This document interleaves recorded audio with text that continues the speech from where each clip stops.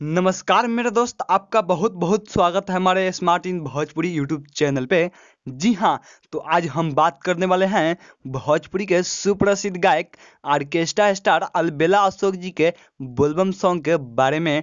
तो बन रहे वीडियो के साथ में, और अभी तक हमारे चैनल को सब्सक्राइब नहीं किए हैं तो कर लीजिए सब्सक्राइब और दबा दीजिए बेल आइकन को, भोजपुरी के ऐसे ही ताजे ताजे खबर पाने के लिए। जी हाँ मेरे दोस्त, आपको बता दे भोजपुरी के सुप्रसिद्ध गायक अलबेला अशोक जी के 2020 का सबसे बड़ा ब्लास्ट बोलबम सॉन्ग कांवर लेके कॉमेडी करे पिया बम।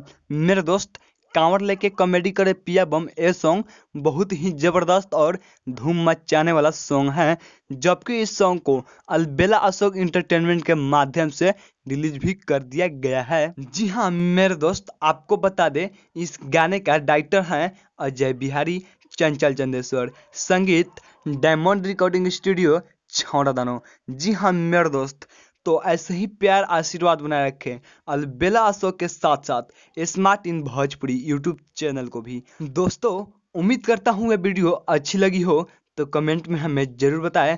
मैं कृष्णा शर्मा, फिर मिलते हैं दूसरे वीडियो के साथ में।